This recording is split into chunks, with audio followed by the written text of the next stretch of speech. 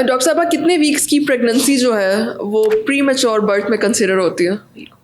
Pre mature birth उस birth को कहते हैं जो 37 कंप्लीटेड वीक से पहले हो जाए। Okay. अब वो कितनी पहले हो रही है उसकी सेवेरिटी उस एज के ऊपर है।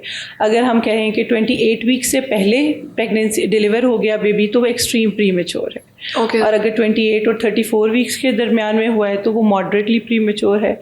और उसके बाद 34 से 37 के दरमियान में हुआ है तो वो माइल्ड प्री मेच्योरिटी है। वो उसमें बहुत ज़्यादा रिस्क और कॉम्प्लिकेशन रिलेटिवली नहीं होती। डॉक्टर साहबा कितने महीने पहले अगर बच्चे की बर्थ हो जाए तो उसे रिलेटिवली सेफ कंसीडर किया जाता है? 7 मंथ्स में, 8 मंथ में, कि ये थोड़ा सेफ है और बच्चे की जान जो है वो उस तरह से ख़तरे में नहीं है? सबसे सेफ तो तब है जब बेबी 37 वीक्स से ज़्यादा एज का है। ठीक। एक बात। और दूसरी, अगर 37 वीक्स की एज का है भी लेकिन उसको इन्फेक्शन है या कोई और प्रॉब्लम है या उसमें खून की कमी है या जब वो पैदा हो रहा था उस वक्त बेबी को ब्लड सप्लाई अच्छी नहीं मिली या उसकी हार्ट बीट अच्छी नहीं थी या माँ को हैवी ब्लीडिंग हो रही थी, ये सब फैक्टर्स तब भी जो हैं वो इम्पॉर्टेंट है। नो मैटर उसकी एज कितनी है, कितने वीक्स का है। तो एनवायरनमेंट भी बहुत रोल प्ले करती है। हाँ, अगर हम कहें कि 34 वीक्स के बाद बेबी पैदा हो रहा है तो रिलेटिवली सेफ़ है। वो सेफ़ इस तरह है क्योंकि उसके लंग्स जो हैं, जो उसके फेफड़े हैं वो रिलेटिवली मैच्योर हैं, उसका बर्थ वेट जो है वो 2 किलो से ऊपर है, तो उसके सर्वाइवल के चांसेस रिलेटिवली ज़्यादा होते हैं। बट फिर भी उतना इतनी एज का होने का, इतना वेट का होने का एक फैक्टर है और दूसरा फैक्टर है कि बाकी फैक्टर्स क्या चल रहे हैं, मदर कैसी थी और किस सिचुएशन में वो पैदा हो, ये भी इम्पॉर्टेंट है। ठीक, लाइक मदर हेल्थ भी इसमें बहुत कंसिडर होती है। ठीक है डॉक्टर साहब, कितने वीक्स के बाद जो बेबी के ऑर्गन्स हैं वो इतने मैच्योर होते हैं कि वो उसको सेफ बर्थ कंसिडर किया जा सके? बेबी के ऑर्गन्स 37 वीक्स के बाद ही मैच्योर होते हैं। Okay. उसी को सेफ कंसिडर किया जाता है। उससे पहले सब प्री मैच्योर ही है। But degree of pre maturity क्या है वो एक और फैक्टर है कि 35 वीक्स 36 वीक्स पे रिलेटिवली मैच्योर होते हैं, बट फिर भी बेबी नर्सरी में एडमिट हो सकता है, उसे 1 या 2 दिन वहाँ दाखिल रहना पड़ सकता है, लेकिन रिलेटिवली उसका प्रोग्नोसिस या उसका सर्वाइवल रेट बहुत अच्छा होता है। डॉक्टर साहब, अगर 5 या 6 मंथ्स में प्री मैच्योर बर्थ हो जाए तो क्या बेबी को सेव किया जा सकता है एक अच्छी इंटेंसिव केयर के ज़रिए? बिल्कुल। बाहर के मुल्कों में, अमेरिका में, यूके में ये चीज़ें बहुत कॉमनली हो रही हैं। पाकिस्तान में भी ये होती हैं। लेस देन 1 kg का बेबी भी आराम से बचा रहे हैं, काफ़ी दफ़े ऐसे होते हैं। लेकिन अब लॉन्ग टर्म उसमें क्या प्रॉब्लम्स आएंगी, लॉन्ग टर्म्स उसके इंटेलेक्ट, उसका दिमागी तवाज़ुन, उसके फेफड़े, उसकी ग्रोथ ये कैसी होगी वो तो वक्त के साथ साथ ही पता चलता है। पर उस वक्त सर्वाइवल अच्छी नर्सरियों में काफ़ी जगहों पर हो रहा है। ठीक है। प्री मैच्योर बर्थ्स में इंजेक्शंस भी बड़ा इंपॉर्टेंट रोल प्ले करते हैं, बेबी की हेल्थ के लिए भी और मदर की हेल्थ के लिए भी। तो कौन कौन से इंजेक्शन जो हैं वो प्री मैच्योर बर्थ में यूज़ किए जाते हैं? कौन सी मेडिकेशंस यूज़ की जाती हैं?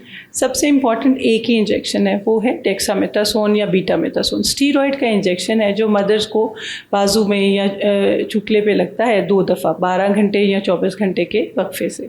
उससे एक ही मकसद होता है कि बेबी के फेफड़े जो हैं वो थोड़े से मजबूत हो जाएं और जब वो पैदा हो तो उसे वेंटिलेटर की या असिस्टेड जो है ना सांस लेने की मशीन की ज़रूरत ना पड़े। एक चीज़ ये है, और दूसरी तरफ से हमारा वही मकसद होता है कि माँ को इन्फेक्शन से बचाया जाए, तो हम एंटीबायोटिक्स देते हैं। ठीक है। प्री मैच्योर बर्थ के बेबी के लिए कौन सी डिलीवरी ज़्यादा सेफ रहती है, सी सेक्शन या फिर नॉर्मल डिलीवरी? प्री मैच्योर में दोनों चीज़ें ही हो सकती हैं। ये डिपेंड करता है कि उसकी अपनी कंडीशन कितनी कैसी है, उसकी हार्ट बीट कैसी है और क्या मदर लेबर में है भी या नहीं, उसको लेबर पेन्स आ रही हैं, नेचुरल लेबर है या आर्टिफिशियल पेन्स चल रही हैं। ठीक। और बेबी की ऑर्गन मैच्योरेशन के लिए फिर आगे क्या किया जाता है ताकि लॉन्ग टर्म उसको हेल्थ इश्यूज़ ना हो? इसके लिए बेबी को अच्छी नर्सरी में रेफ़र करना बहुत ज़रूरी है, या डिलीवरी ही ऐसी जगह पे हो जहाँ पे नर्सरी मौजूद हो। अगर वक्त से पहले डिलीवरी हो रही है, प्री मैच्योर बर्थ है, तो सबसे पहले जो पेरेंट्स हैं, जो डिसीजन मेकर्स हैं, उन्हें इस चीज़ को डिसाइड कर लेना चाहिए कि नर्सरी जहाँ पे अच्छी है या सेंटर जो टर्शरी केयर सेंटर है, जो बड़ा हॉस्पिटल है, बेबी वहाँ डिलीवर हो, ताकि पैदा होते ही फ़ौरन उसे नर्सरी की सहूलत मिले, रादर दैन कि एक छोटे क्लिनिक में डिलीवरी हो जाए, फिर बेबी को हम लपेट के बांध के भागे भागे बड़े अस्पताल जाएं, वहाँ लाइनों में लगे और फिर बेबी की बारी आए चेकअप होने की। तो इस चीज़ को प्रिवेंट करने के लिए बड़े अस्पतालों में ही डिलीवरी कराना अच्छा कंसिडर किया जाता है, अगर वक्त से पहले पानी की थैली फट जाए या कोई और मेडिकल कॉम्प्लिकेशंस हों तो। ठीक है। प्री मैच्योर बर्थ के क्या वजूहात हो सकती हैं?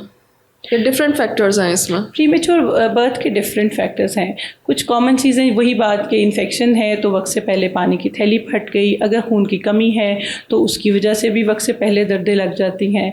अगर बार बार जो है वो दर्दें लग रही हैं और हम बार बार रोक रहे हैं तो एक दफ़ा ऐसी आती है कि वो नहीं रुकती और फिर दर्दें आगे चली जाती हैं। अगर एक से ज़्यादा बच्चे हैं, ट्विन्स हैं, ट्रिपलेट्स हैं, उनमें भी ऐसा होता है। बच्चे के गिर्द अगर पानी ज़रूरत से ज़्यादा है तो ओवर डिस्टेंड हो जाता है यूट्रस, उसमें भी वक्त से पहले दर्दें लग जाती हैं।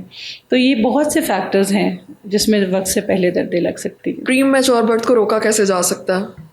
प्रीमेच्योर बर्थ को रोकने का सबसे इम्पॉर्टेंट फैक्टर ये है कि माँ की जो एंटीनेटल केयर है या जो माँ के माहाना चेकअप्स हैं वो एक वैलिड समझदार डॉक्टर के पास हो और फिर वो चीज़ों को आइडेंटिफाई वक्त से पहले करके रखें और उसको ट्रीट करें या प्रिवेंट करें।